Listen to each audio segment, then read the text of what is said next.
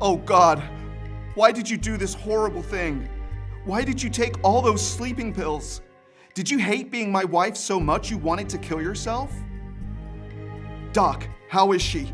Why isn't she waking up? Is she gonna be all right? I'm sorry to tell you, but she's barely holding her own. The overdose could easily have killed her. By the time you found her, we don't know how much damage was done to her brain and internal organs. She's living on life support right now. That's all that is keeping her alive. We've done all we can. If she doesn't regain consciousness, you will need to make the decision to take her off life support. There's really not much more we can do but wait and see how she responds. She has to fight to live. That is, if she even wants to. Honey, please, open your eyes. Listen to me. I love you. You know I love you. I'm sorry I hurt you so badly with the things I said and did. I didn't mean it. Surely you knew my flirting with that other woman was just my fooling around. I wasn't doing any of it to hurt you. You know that, don't you? The kids and I need you. Oh, why won't you wake up? Please don't leave me with 2 young children to raise on my own. As I sat there by a hospital bed, I felt tremendous guilt over what I had said to her. I felt helpless as tears slid down my face. I never thought she would attempt to kill herself over it. I should have known that something like this could happen after the horrible fight we'd had.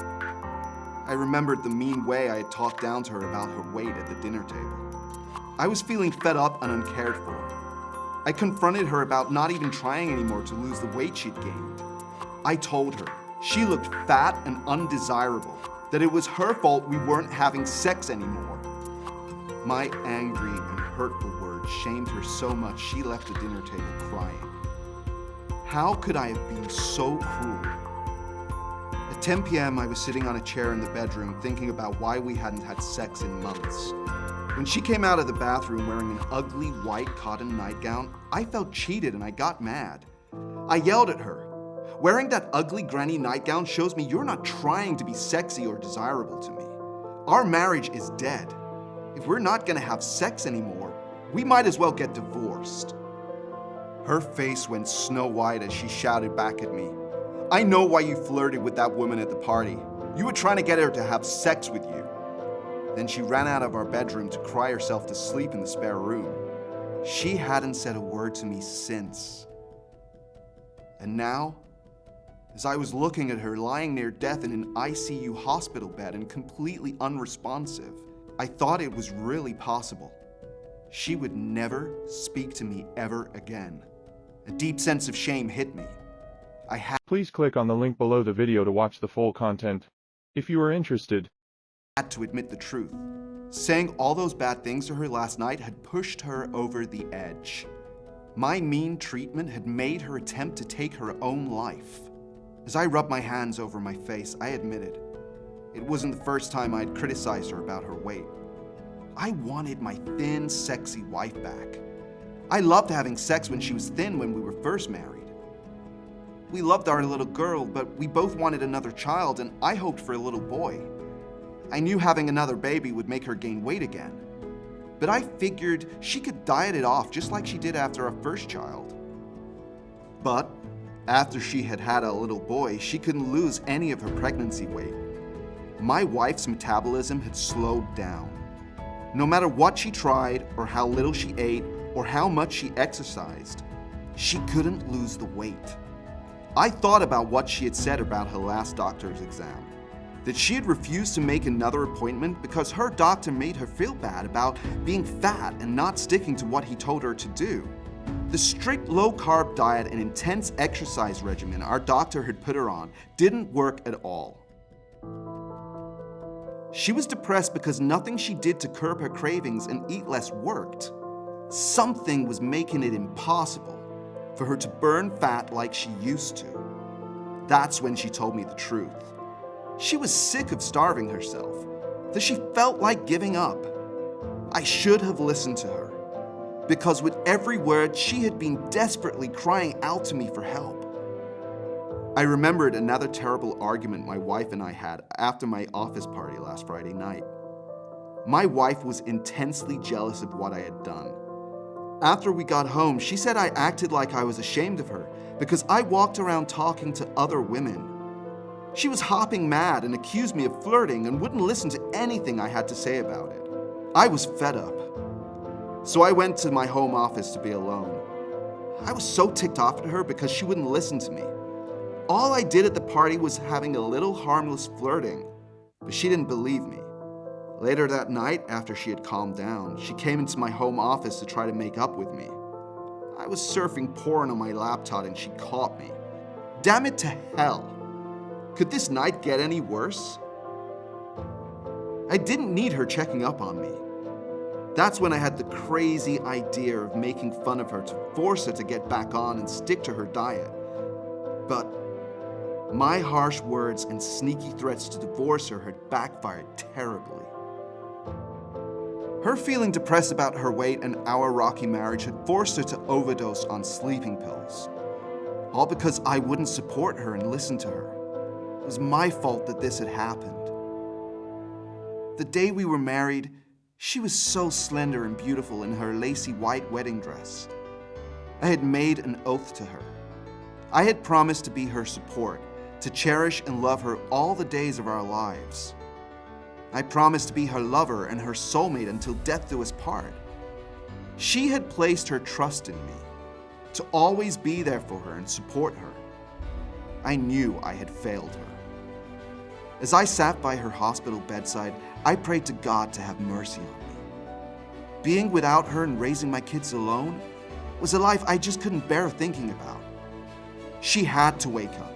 She had to get well. The kids and I needed her. That night, I slept in a chair in the waiting room. The next morning, when I got up, I was praying for good news. She was still unresponsive. The doctor told me I had to make the decision to take her off life support. But I couldn't face that agony. Not yet. I told the doctor to wait another day, that I wasn't ready to let her go. It was just after 11 p.m. As I held her hand, I prayed to God to have mercy on me just this once. If God would give my wife back to me, I would promise to cherish her. I would do everything in my power to keep my marriage vows. I would support her. I would be the soulmate she desperately needed. As my beloved wife was at death's door, I prayed with all the faith in me. I promised God I would do anything He asked of me. Just please have mercy and bring her back to me. Then, something weird and strange happened. It was a funny feeling I'd never had before. It was like something or someone had lightly touched my shoulder. Instantly, a sense of lightness and incredible relief came over me. I looked at my beloved. I saw her eyelids flutter. I reached over and squeezed my wife's hand. She opened her eyes and smiled at me. I broke down in tears as I kissed my wife's face over and over. It was a ritual. God had sent a heavenly ritual to me. I thank God for giving my precious wife back to me and returning the mother to my two innocent children. You may be wondering why I am telling you my painfully personal and extremely embarrassing story. You need to know what I know now. God's given me the courage to be the supportive husband I should have always been. After this horrible tragedy almost cost my beloved her life, our feelings of love for each other and our life together has radically changed. This tragedy brought us together like never before. We are true soulmates now. We support each other in everything we do, and I love her more than ever. Then another little ritual happened. I found out the real reasons why my wife couldn't lose the weight, and it had nothing to do with a low-carb diet, intense exercise, or starving herself. My wife dropped 21 pounds, transforming her from being depressed and looking like this to this. This radical transformation restored her energy and vitality. She loved how she looked now and got her sexy vibe back. She felt desirable to a man again and started wearing sexy nightgowns to bed.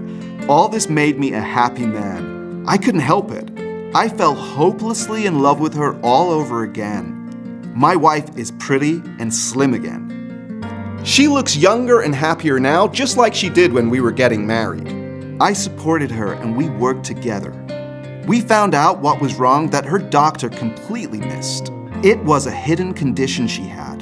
We found a new way to revitalize her metabolism to drop the weight. Now, she doesn't count calories anymore. She doesn't deprive herself of the food she loves either. She took control of her weight and loves her new slender figure.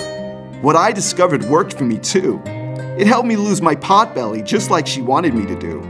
We are much healthier now and enjoy a new closeness of our relationship. We fell back in love again. What happened to us is so remarkable, you need to hear it. Because it saved my wife's life and our marriage. It could very well save yours and your loved ones too.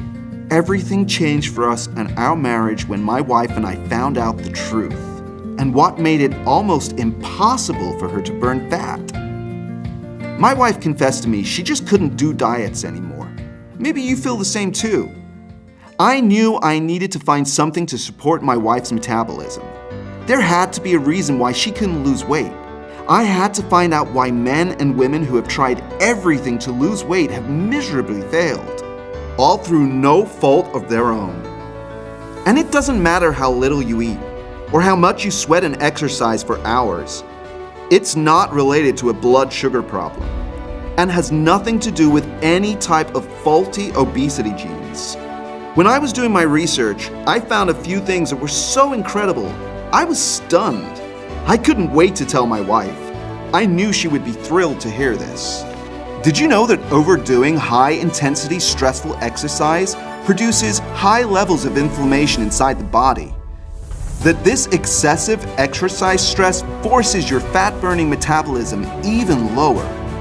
I doubt the super high-intensity workout fitness experts know or care this overstresses your metabolism. What I found out goes completely against what weight loss experts, doctors, and dietitians preach. I was absolutely sure the weight loss and fitness experts are all purposely hiding this critical knowledge from the people who desperately need to lose weight and keep it off. If you knew about this, you wouldn't keep buying their worthless weight loss products that don't work. I had found 4 things that affected fat-burning metabolism and worked to burn fat faster. The first thing I found was something that blocked calorie absorption. Studies showed it works to soak up some of the calories in food like a fat-absorbing sponge. It naturally absorbs some of the calories you eat, even if you're watching TV or sleeping.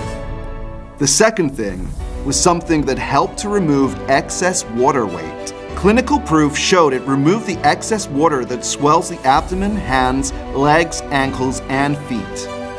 Once bloated cells are unlocked, then the excess water is flushed away with all the ugly stored fat. Think of it this way. This is kind of like taking a big sponge full of dirty, soapy water, the plugged fat cells and toxic fat, and rinsing it out with clean water and then squeezing the sponge to remove the dirt. The fat deposits go down the drain. So the third thing I uncovered was something that forced the body to drop fat in hard-to-lose areas. It was a combination of things that worked together to lower the body's acid levels and naturally supporting the body's internal pH and fat-burning chemistry. That way, large pockets of stored fat around the belly, hips, or thighs could be unlocked and the stubborn fat released and flushed away. Then I remembered the biggest problem my wife had was her intense cravings for sweets and feeling hungry just an hour or 2 after meals. So there was something not working right with her appetite and the hormones that made her stop eating and feel full. This forced me to look even deeper into the research about what affected the production and release of hunger and fat-burning hormones. I uncovered how unnatural appetite enhancers like MSG and food preservatives build up inside our bodies and short-circuit our body's ability to produce appetite-suppressant and fat-burning hormones. These chemicals disrupt the appetite and deregulate hunger signals. Finally, the fourth thing I discovered I found a few things that eased intense cravings and stopped between meal hungry pangs. It quickly eased her cravings for sweets and made her feel fuller a lot longer after eating a regular meal. I had finally figured out all 4 things for why thin people could eat a lot and still easily burn off the calories they ate. You only need to know how these 4 fat-burning things work together to curb the appetite, remove excess water bloat, unlock fat cells and flush fat away, and support your body's pH, so you can adjust your body's natural fat-burning chemistry and drop the weight. I've made it all easy for you. I've combined all 4 of these things into one easy 5-second before breakfast ritual. Now, I'll admit to you, my wife thought I was certifiably nuts when I told Please click on the link below the video to watch the full content. If you are interested,